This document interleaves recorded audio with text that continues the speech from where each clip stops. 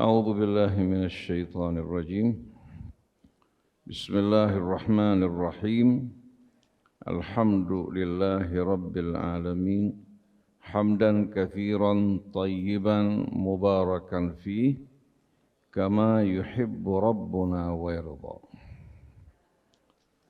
اللهم صل على محمد وآل محمد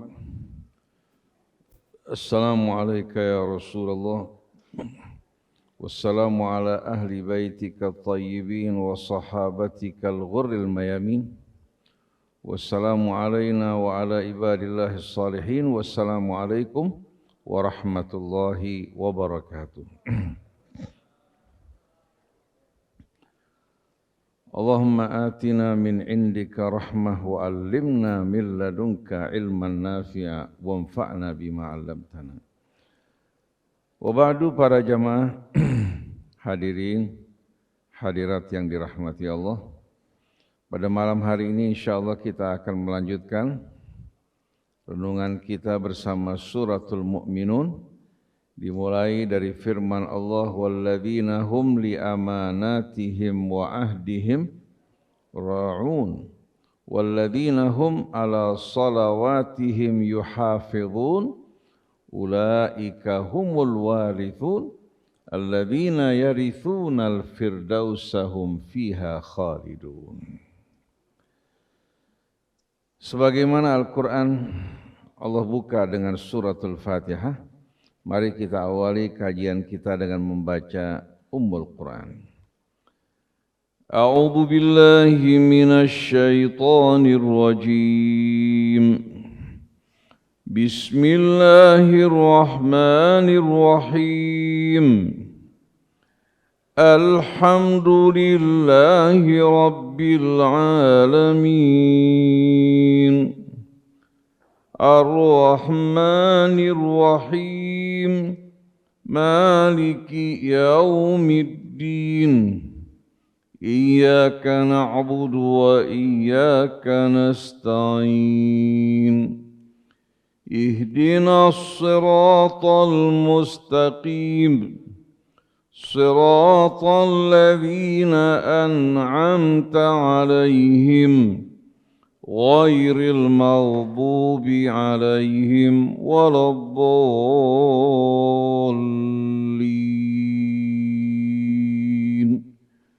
آمين. Para jamaah hadirin hadirat, anak-anak kita semua yang kita cintai, tidak seorang pun nabi yang diutus oleh Allah Subhanahu wa taala melainkan orang-orang yang betul-betul melaksanakan amanat dengan sebaik-baiknya. Oleh karena itu, gelar Nabi kita Muhammad sallallahu alaihi wasallam bahkan sebelum menjadi rasul adalah As-Sadiqul Amin, seorang yang jujur dan amanat. Allah dalam Al-Quran memerintahkan kita untuk menyerahkan amanat kepada ahlinya. Innallaha ya'murukum an tu'addul amanati ila ahliha. Sesungguhnya Allah memerintahkan kalian untuk menunaikan dan menyerahkan amanat kepada ahlinya. Wa idza hakamtum bainan nasi an tahkumu bil adl. Kalau kalian memutuskan satu keputusan di antara manusia, hendaklah kalian putuskan dengan cara yang adil. Berlaku adil merupakan perintah Allah Subhanahu wa taala.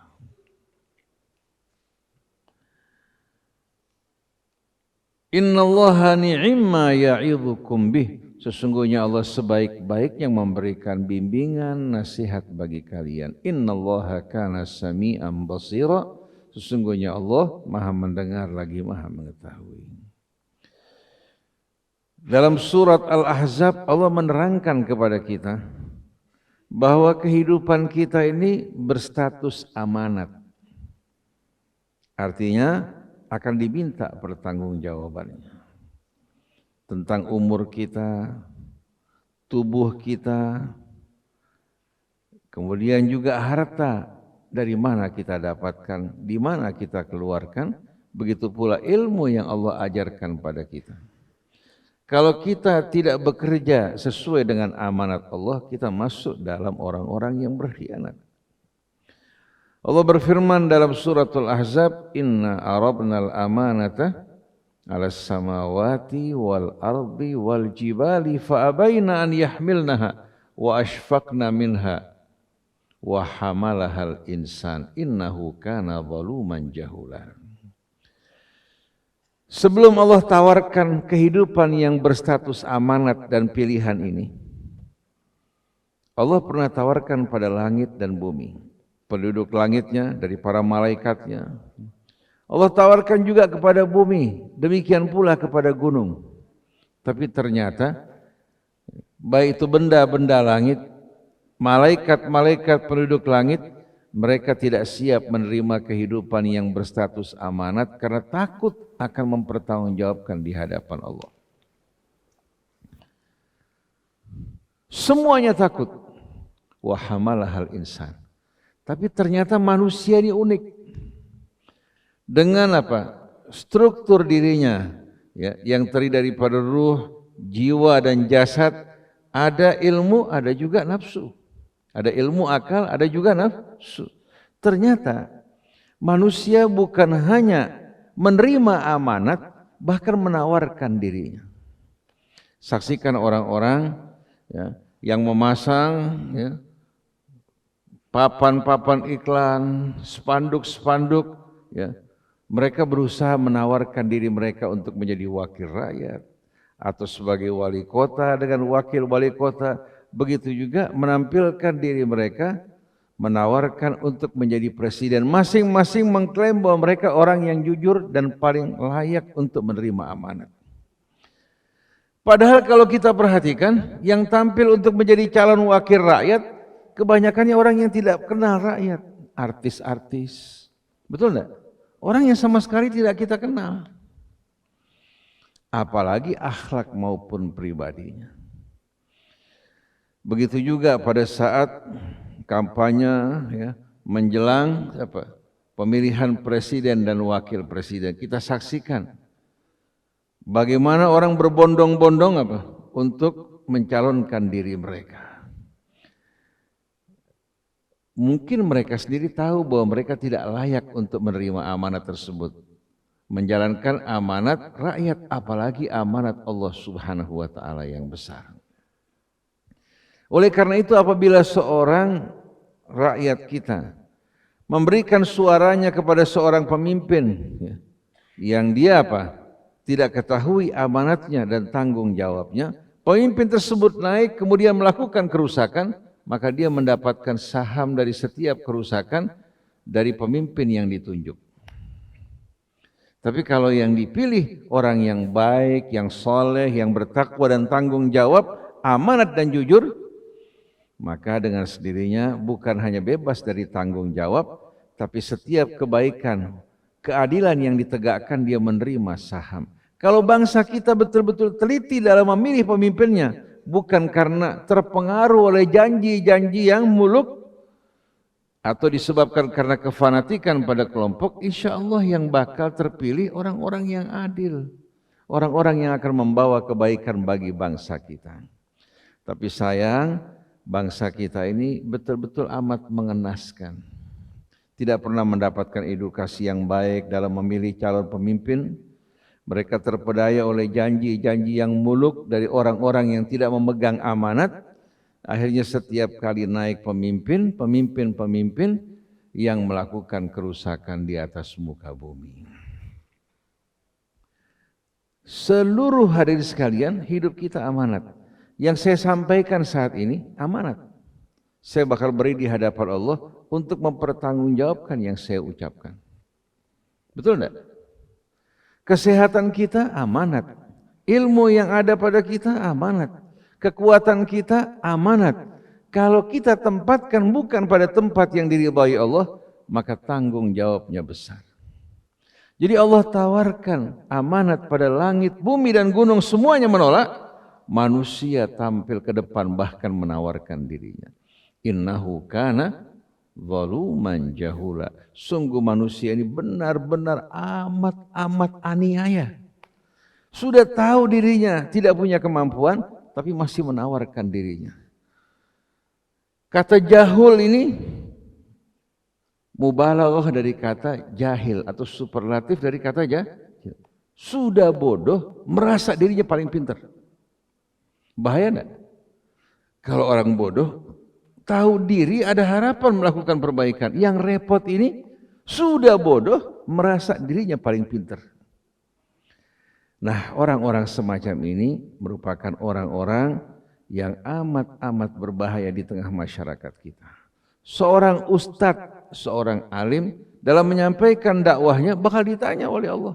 Bukan hanya mengenai niatnya, bahkan mengenai materi yang disampaikan. Kalau bukan menyampaikan amanat Allah, maka orang tersebut akan dituntut oleh Allah Subhanahu wa ta'ala. Oleh karena itu seharusnya para ulama pertama-tama menyampaikan kitab Allah yang merupakan amanat dari Allah Subhanahu wa ta'ala. Jadi tidak ada seorang nabi, melainkan mereka orang-orang yang betul-betul amin, jujur, amanat dalam menyampaikan pesan-pesan Allah, tidak menambahkan sesuatu dan tidak mengurangi sesuatu. Nabi Allah Yusuf ketika ditawarkan jabatan, dia mengatakan, ij'alni ala khazainil ardi. Tempatkan saya ya pada apa? Pada departemen pertanian dan perbekalan. Inni hafidhun alim. Ya. Sesungguhnya saya ini apa? Seorang yang hafidh, maksudnya amanat. Ya. Alim dan punya ilmu dalam bidang tersebut. Karena yang memberikan takwil mimpi mengenai ancaman paceklik selama 7 tahun adalah Yusuf. Dan Allah berikan dia ilmu untuk mengelola hasil pertanian. Begitu juga berkaitan dengan menepati janji. Allah berfirman, wa aufu bil ahdi innal ahda kana mas'ula. Tepatilah janji yang kita janjikan, sesungguhnya janji kelak akan diminta pertanggungjawabannya oleh Allah. Begitu juga dalam ayat yang lain dalam suratul Nahl, wa aufu bi ahdillahi idza ahadtum. Tepatilah ahdullah, janji kalian yang kalian ucapkan dengan nama Allah atau perjanjian kalian dengan Allah kalau kalian berjanji. Jangan mudah berjanji, tapi kalau sudah berjanji, kita wajib menepati janji kita. Allah menjelaskan mengenai Ismail keutamaannya. Wadhkur fil kitabi Ismaila innahu kana siddiqan nabiyya. Innahu kana sadiqal wa'di wa kana rasulan nabiyya. Ceritakan dalam Alkitab tentang Ismail, seorang yang siddiq, amat jujur. Innahu kana siddiqan, innahu kana, bukan, wadhkur fil kitabi Ismaila innahu kana siddiqan nabiyya. Kemudian innahu kana sadiqal wa'di wa kana rasulan nabiyya. Ismail ini seorang yang menepati janji dan seorang rasul serta nabi yang ditunjuk oleh Allah Subhanahu wa ta'ala. Allah sebutkan secara khusus sadiqal wa'di. Kalau seandainya seorang punya kelebihan yang bermacam-macam tapi tidak menepati janji, kepercayaan orang akan hilang enggak?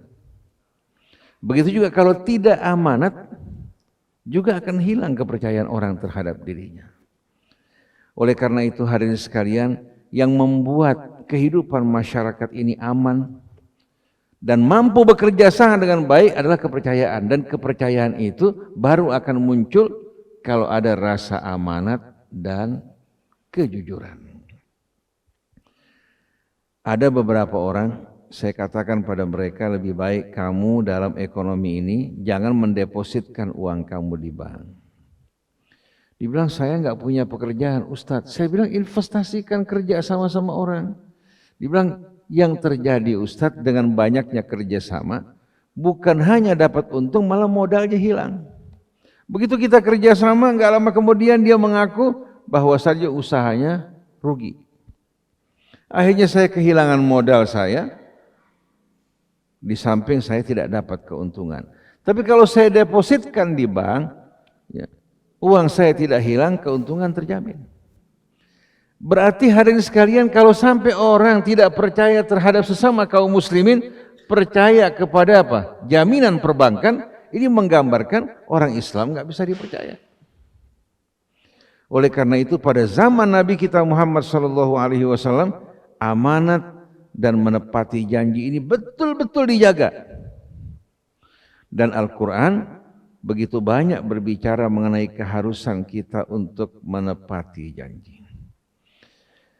Tapi sayang, sungguh sayang kaum muslimin, ya, kebanyakan yang tidak menepati janji. Dan buat saya yang paling berat di antara semuanya menepati janji. Kita janji untuk mengadakan, katakan, acara, berceramah di satu tempat. Terkadang faktor kesehatan, terkadang faktor macet, kita punya acara di satu tempat, harus berangkat lagi ke tempat lain, terhalang oleh kemacetan lalu lintas. Yang membuat akhirnya debar jantung kita meningkat. Dan terang-terangan kalau bukan karena bantuan Allah, sulit bagi kita untuk menepati janji. Apalagi kalau sudah berhubungan dengan uang. Kalau berhubungan dengan uang. Seorang sebelum barangnya laku, bilang sama anak buahnya, kamu carikan pembeli, kamu dapat 2,5%. Sebelum laku. Ketemu lagi seorang, dia bilang, saya nadar kalau laku, saya berikan kamu sekian. Tapi begitu barangnya laku, dia lupa kepada janjinya. Dia lupa pada janjinya. Orang beranggapan bahwa janjinya tidak akan ditanya. Akhirnya karena dia lupa pada janjinya, subhanallah, dia terulang kembali hadirin sekalian mengalami apa? Kesempitan pada barang yang ingin dijual, itu rumah. Akhirnya dia janji sana, janji sini, Allah tidak kabulkan. Kenapa? Karena sebelumnya dia tidak menepati janji yang dijanjikan. Ada satu orang, kejadian orangnya cerita sama kita langsung. Kebetulan ada sebidang tanah yang cukup baik, harganya cukup murah dan menguntungkan. Dia tawarkan pada satu keluarga. Keluarga tersebut, siap saya berikan kamu 1%. Kata si maklar, alhamdulillah. Kebetulan yang dibeli, ya, barangnya cukup besar. Walaupun 1% tapi cukup lumayan. Akhirnya sampai di notaris. Di notaris, ya, kebetulan yang menjual seorang purnawirawan angkatan laut. Tapi orangnya jujur. Begitu dibayar uang muka kurang lebih 1/4 harga tanah, angkatan laut tersebut panggil maklarnya. Ini 2,5% bahagian kamu. Si maklar bilang kan belum dibayar semuanya. Ini tetap hak kamu. Kalau bukan karena kamu, tanah saya nggak laku. Dia terima 2,5%. Padahal tidak pernah menyebut sebelumnya. Dia bersyukur pada Allah. Dia berpikir untuk membayar hutangnya, untuk membiayai sekolah anaknya yang sudah tiba saatnya. Sedangkan yang membeli ini, yang berjanji 1%, dia bilang apa? Saya tidak akan berikan kamu karena kamu sudah terima dari sana 2,5%. Si maklar bilang, bukan saya yang berjanji, kalian yang berjanji. Tanah yang saya tawarkan menjanjikan menguntungkan. Kamu enggak hargai saya. Akhirnya orang tersebut yang tidak menepati janji, kebetulan bersama saudaranya. Begitu dia pergi, saudaranya panggil. Kamu jangan bilang-bilang bahagian kamu 1%, saya yang bayar nanti. Jadi antara bersaudara, ada satu orang yang culas, satu lagi takut kepada Allah dengan apa yang dijanjikan. Padahal kalau seandainya mereka memberikan apa yang diberikan kepada maklar, si maklar ini bisa mendidik anak-anaknya, bisa membiayai keluarganya, mengangkat martabat dan kehormatannya, hingga membuat umat Islam dapat bersaing.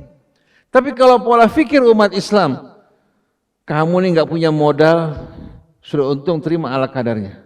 Dengan cara seperti ini, dia tidak punya kecintaan terhadap sesama kaum muslimin. Seharusnya dia gembira, bahagia, bisa memberikan manfaat untuk saudaranya kaum muslimin, dan dia juga mendapatkan keuntungan yang diberkahi oleh Allah Subhanahu wa ta'ala.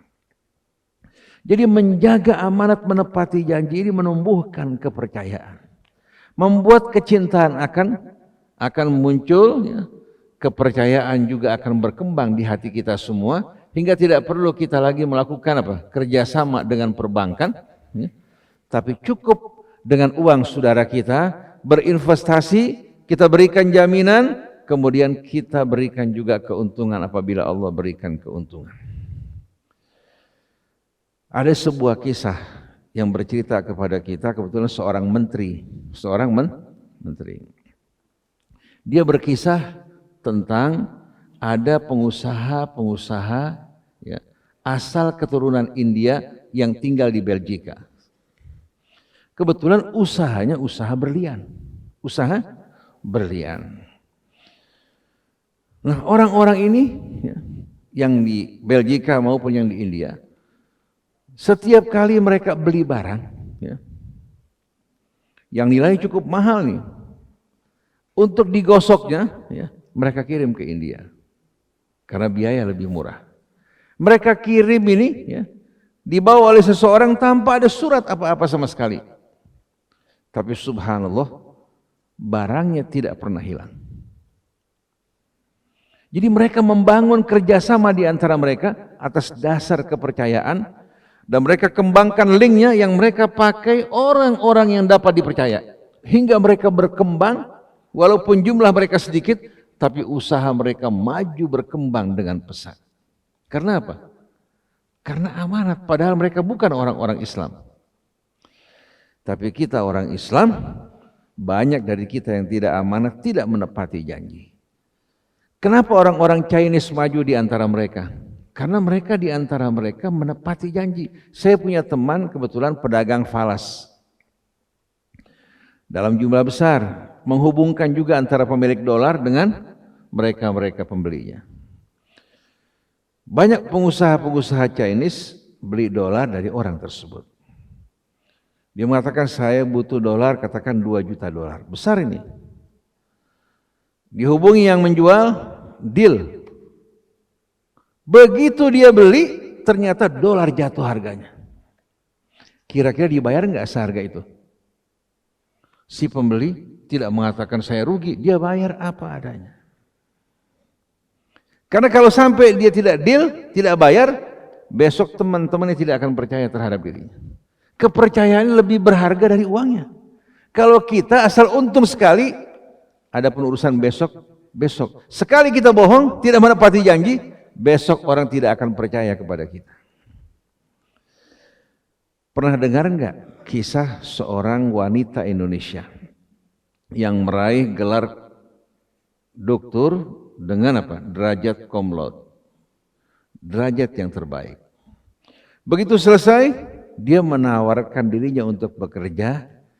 Dia mengajukan lamaran kepada beberapa perusahaan. Perusahaan-perusahaan tersebut begitu melihat hasilnya menjanjikan untuk diterima. Tapi ada prosedur di mana harus diperiksa data-data dirinya. Disuruh datang 2 minggu kemudian. Begitu datang 2 minggu kemudian, perusahaan yang tadinya menjanjikan untuk menerima, menolak untuk menerima. Datang lagi ke perusahaan yang lain, semuanya menolak. Si perempuan merasa bahwa ini ada konspirasi. Datang ke lembaga bantuan hukum mengadukan urusannya. Akhirnya waktu diinvestigasi, diperiksa, ternyata apa? Si perempuan punya masalah. Dibilang, Anda kalau ingin tahu sebabnya Anda ditolak. Pertama, ketika Anda datang ke Perancis, Anda naik metro kereta bawah tanah, ya. Anda masuk tanpa membeli karcis. Memang nggak ada pengawasan sama sekali. Waktu Anda ditanya, Anda mengatakan saya orang baru tidak tahu. Tapi ternyata bukan hanya sekali.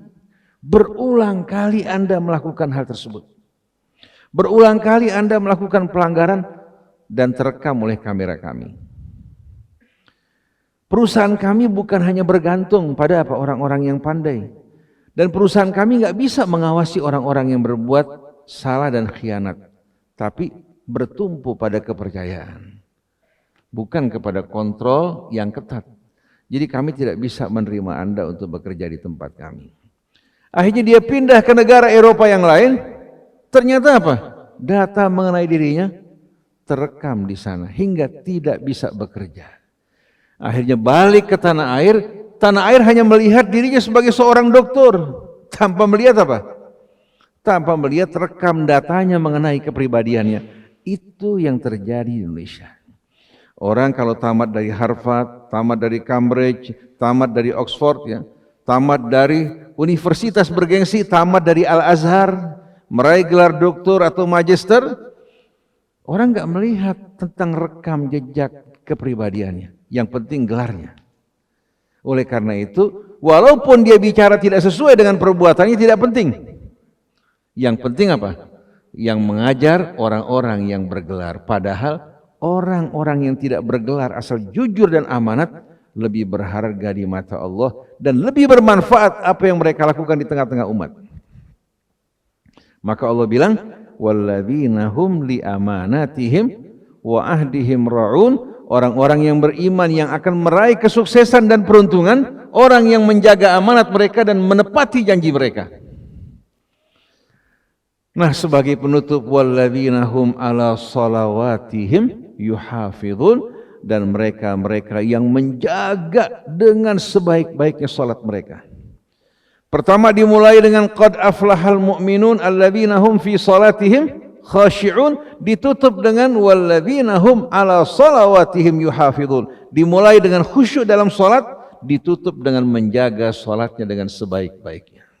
Jadi bukan hanya salat, menjaga salatnya, syaratnya, rukunnya dan kekhusyuannya. Hingga dia merasakan betul-betul dirinya berdiri di hadapan Allah. Begitu selesai salat, dia merasakan jiwanya terisi hadirin sekalian dengan kebesaran keagungan Allah Ta'ala, meresapi rahmatnya, kasihnya, hingga dia berjalan di muka bumi dengan bekal maknawi yang betul-betul kaya. Lalu Allah Subhanahu wa Ta'ala tutup, ulaika humul warithun, mereka lah yang akan menjadi ahli waris. Alladzina yarithunal firdausa hum fiha khalidun, yang akan mewarisi surga Firdaus, kekal di dalamnya untuk selama-lamanya. Jadi yang pertama khusyuk dalam sholat, ya. Setelah iman khusyuk dalam sholat. Yang kedua menjauhkan diri dari ucapan perbuatan yang sia-sia tidak berguna. Orang yang beriman akan mengerjakan perbuatan yang berguna. Yang ketiga selalu, ya, berupaya untuk melakukan pensucian, mensucikan jiwanya dari berbagai macam kotoran, dan termasuk diantaranya berinfak juga merupakan bahagian amal yang mensucikan jiwa seseorang. Salat juga bahagian dari tazkiyah, membaca Al-Quran juga tazkiyah. Jadi semua amal-amal yang mensucikan jiwanya itu merupakan kesibukan dirinya. Lalu berikutnya walladzina hum li furujihim hafizun, mereka yang menjaga kemaluan mereka, illa ala azwajihim aw ma malakat aimanuhum, kecuali pada pasangan mereka atau hamba-hamba sahaya, ya, yang menjadi milik mereka dan sekarang tidak ada lagi. Mereka yang melakukan hal ini, ya, bukan orang-orang yang melakukan pelanggaran, tapi sebaliknya, faman ibtagha wara'a dzalika faulaika humul adun, yang melakukan atau melampiaskan, menyalurkan syahwatnya di luar ini merupakan orang-orang yang melampaui batas. Selanjutnya walladzina hum li amanatihim wa ahdihim ra'un, dan mereka yang menjaga amanat mereka dan juga menepati janji mereka. Walladzina hum ala salawatihim yuhafizun, dan mereka yang menjaga salat-salat mereka, ulaika humul warithun alladzina yarithunal firdausa hum fiha khalidun. Saya mau tanya, dalam persyaratan orang yang sukses selamat, ada enggak pembicaraan masalah kunut dan tidak kunut? Ada enggak? Pembicaraan meletakkan tangan di sini atau di sini, ada enggak? Semua yang diributkan umat Islam saat ini tidak terdapat dalam ayat tersebut. Bukan memperhatikan kekhusyuan salatnya di hadapan Allah, yang diributkan adalah hal-hal yang memang kembali kepada riwayat yang berbeda-beda. Tapi kalau pokok-pokok salat, syarat maupun rukunnya, semua disepakati. Jadi kita lihat umat Islam bukan sibuk dalam urusan-urusan yang penting, malah dialihkan kepada yang tidak penting. Ada seorang penceramah dari Saudi Arabia yang tadinya berasal dari Indonesia. Saya punya harapan dia berbicara tentang hal-hal yang update, yang berhubungan dengan perbaikan umat. Tahu-tahu dia mengatakan di antara bid'ah yang sering dilakukan di Indonesia ini adalah membaca Al-Fatihah sebelum pembukaan majelis. Padahal Al-Quran dimulai dengan Al-Fatihah. Pembukaan ini dengan pujian kepada Allah, ya, yang mengingatkan kita akan rahmat dan kasih-Nya, mengingatkan kita akan hari pembalasan, lalu menghadapkan wajah kita seluruhnya kepada Allah. Dia mengatakan bahwa ini bid'ah, begitu pula dalam penutupan majelis. Lalu dia mengatakan, saya menyampaikan hal ini karena saya takut pada Allah Subhanahu wa ta'ala kalau tidak disampaikan. Saya bilang, kalau kamu takut pada Allah, kenapa kamu enggak bicara di Saudi Arabia mengenai diskotek yang dibuka, barbar, perempuan-perempuan yang menutupi aurat sekarang terbuka, dia punya aurat, orang-orang non-muslim masuk ke Madinah, masuk ke Mekah, berbagai macam kemaksiatan, begitu juga pertumpahan darah yang mereka lakukan di Yaman, darah-darah yang diharamkan Allah Subhanahu wa ta'ala. Kemana suara kamu? Kenapa ujuk-ujuk datang ke Indonesia? Tahu-tahu menyibukkan umat dalam persoalan yang sama sekali tidak membawa perbaikan pada umat, malah menimbulkan keresahan. Jadi kalau seandainya ulama dari Mesir, dari Saudi Arabia, dari mana-mana tempat, pandainya cuma hanya bicara seperti ini, sia-sia apa-apa yang Allah perintahkan. Saya ingat ada seorang ulama dari Al-Azhar datang ke Sulawesi. Dia menyampaikan ayat Quran, mengingatkan untuk memperbaiki diri mereka berhubungan dengan Allah, menjauhkan diri yang mungkar. Tahu-tahu orang bertanya, ayuhas syekh, bagaimana hukumnya kunut pada salat subuh? Si syekh menggeleng-gelengkan kepala. Dia mengatakan, saya tidak diperintahkan Allah untuk menyampaikan hal ini. Maaf, saya tidak ingin meninggalkan fitnah di antara kalian dengan jawaban yang saya berikan. Yang mau kunut silakan, yang tidak kunut silakan, tapi jangan tinggalkan salat. Salat dengan khusyuk. Dan salat kamu mencegah kamu dari perbuatan mungkar, termasuk untuk tidak bicara dalam hal-hal seperti ini. Serahkan hal ini kepada ulama kalian, dan awam jangan disibukkan dengan pertentangan. Ajak awam untuk jujur, amanat, kemudian berempati kepada sesama saudaranya yang membutuhkan. Itu yang harus kita lakukan. Kalau salat kita semakin banyak, tapi akhlak kita tidak semakin baik, hati kita tidak takut pada Allah, berarti salat kita tidak menghasilkan buahnya. Nah, sebagai penutup dalam pembicaraan saya, orang bertanya, Ustadz, mana yang lebih afdal, salat tarawih 11 rakaat apa 23 rakaat?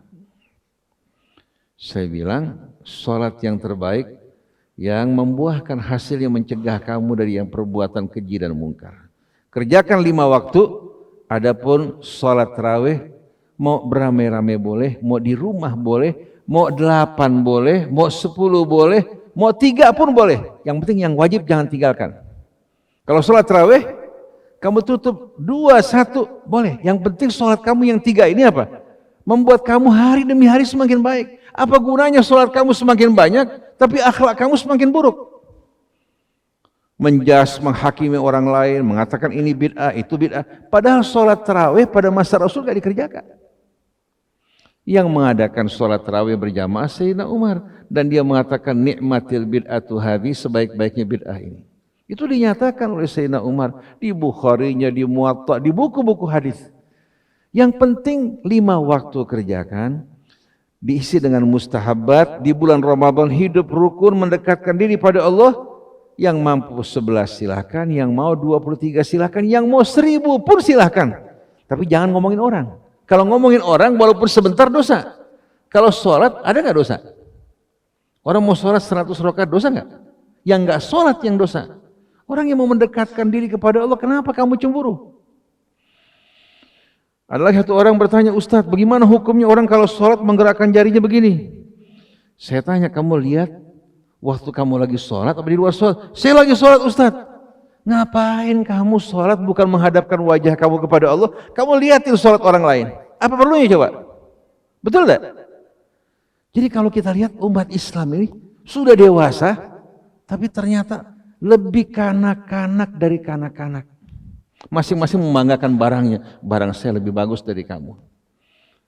Betul nggak para jamaah? Nah, mari bersama-sama kita berserah diri pada Allah. Ingat berpegang teguh pada Al-Quran, jaga sholat kita, ya, dan hendaknya kita bersatu bersama-sama. Wa tawassaw bil haqqi wa tawassaw bis sabri. Bercanda yang suka melecehkan teman, menjatuhkan dia, atau memegang kepalanya, meremehkan, jangan pernah dilakukan. Karena kita juga nggak suka diperlakukan seperti itu. Dan jangan suka berikan julukan yang nggak bagus. Panggil orang dengan namanya yang terhormat. Ini akan membuat kita juga menjadi orang yang terhormat dan dihormati juga oleh manusia, dan malaikat juga akan memohon ampun untuk kita, dan rahmat Allah akan senantiasa dicurahkan pada kita semuanya. Subhanakallahumma wa bihamdik asyhadu an la ilaha illa anta astaghfiruka wa atubu ilaik. Wassalamualaikum warahmatullahi wabarakatuh.